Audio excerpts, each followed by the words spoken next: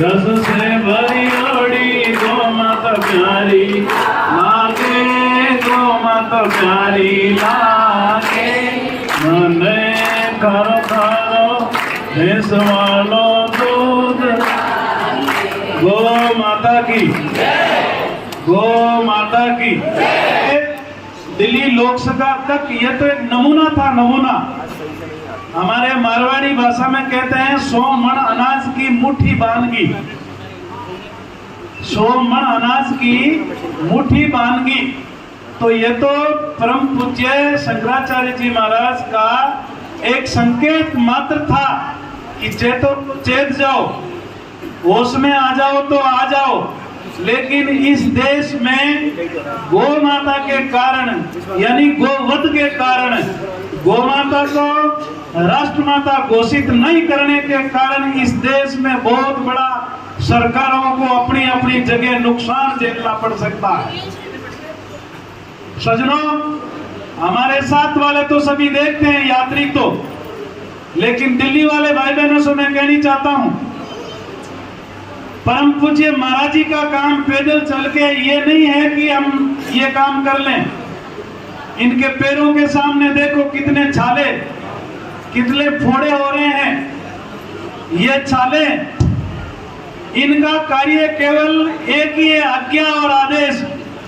बोलो सभी, आपका कार्य क्या है? आज्ञा और आदेश। जिन महापुरुषों का कार्य आज्ञा और आदेश होता है, उन महापुरुष को भारत की निठल्ली सरकारें, बेईमानी सरकारें, अपना उल्लू सीधे करने वाली सरकारें, गाय का पूंछ पकड़ करके लोकसभा में जाने वाली, गाय के सींग में ध्वजा डाल के, कमल के फूल की या हाथ की ध्वजा डाल करके सभी सरकारों ने हमने देख लिया। देखा कि नहीं देखा? बारी बारी से सभी सरकारों को अपने हम लोगों ने देख लिया। क्या किसी ने गाय का काम किया है? नहीं किया ना। अरे गाय क्या है, छोटे से बकरा बछड़ी का काम नहीं किया है। धरती की ओरिजिनल माँ है जो जीवन भर इन मनुष्य को मरते दम तक 16 संस्कारों तक दूध पिलाती है।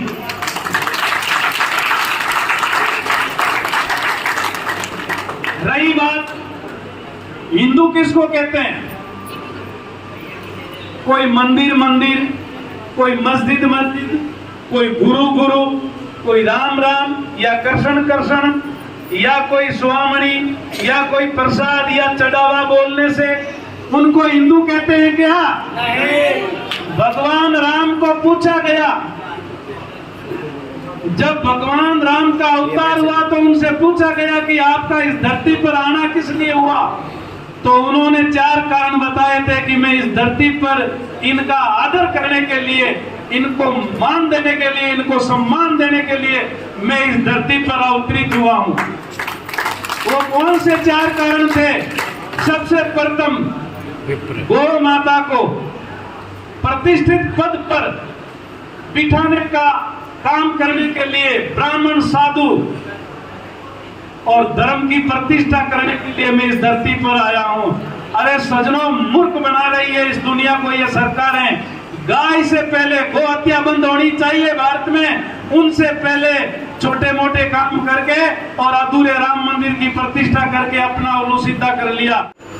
सोचो आप, जब तक गाय नहीं बचेगी तब तक भारत नहीं बचेगा। कोई विकास नहीं है।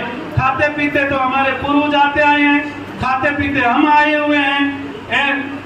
छोटी मोटी गाय का काम हो गया तो जीवन में सभी काम हो गया, और गाय का काम यदि अधूरा है तो जीवन में सारे काम अधूरे। ऐसी ही तमाम बड़ी खबरों के लिए बने रहिए अखंड भारत के साथ। हमारे चैनल को लाइक कीजिए, शेयर कीजिए, सब्सक्राइब कीजिए। धन्यवाद।